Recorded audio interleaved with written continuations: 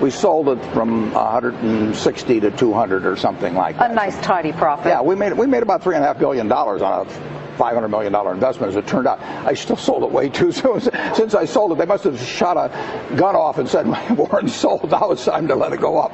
Well, yeah, you left money on the table. A lot of money. Dummy. That's what exactly right. Charlie Munger would say. Right? Charlie would say, you've done it again. But you can't keep always trying. For the average person who's maybe never bought a stock before, what's your advice about that? You can't constantly sit there and wait and say, oh, it's going to go higher, it's going to go higher. We don't even think about that. What we think about is how much is it selling for, how much do we think it's worth. When we bought it at $35 billion effectively, I felt the company was probably worth at least $100 billion. How did it come to your attention? How do you find a stock like PetroChina? I sit there in my office and I read an annual report, which fortunately was in English, and it described a very good company. And told about the oil reserves, told about the refining, told about the chemicals, everything else. And I sat there and read it, and I thought to myself, this company is worth about $100 billion.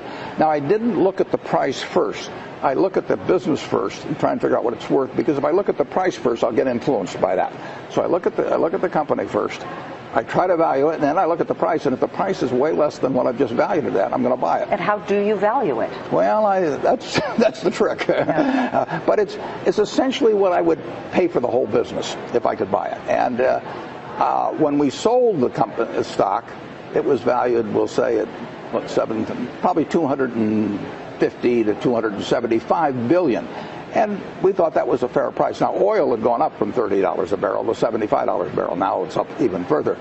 But today, yesterday anyway, I believe PetroChina is the second most highly valued company in the world. Higher than GE, next to Exxon. ExxonMobil. Next to Exxon. Have you sold the entire stake? Yeah, I have. Mm-hmm. I wish I hadn't, but I have. As of when?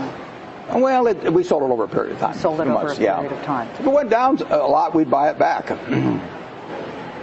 Would you ever buy or sell a stock based on political pressure or no. sort of? So no, the answer is no. People being upset about Darfur had nothing to do with why you sold this stock. The Chinese government owns 88% of PetroChina. They also own control of 29 out of the 30 largest companies in China. The Chinese government is the one that has a position in relation to the Sudan. And they have it, if you own any one of the 30 largest companies in publicly traded companies in China, you will have the Chinese government as your majority partner.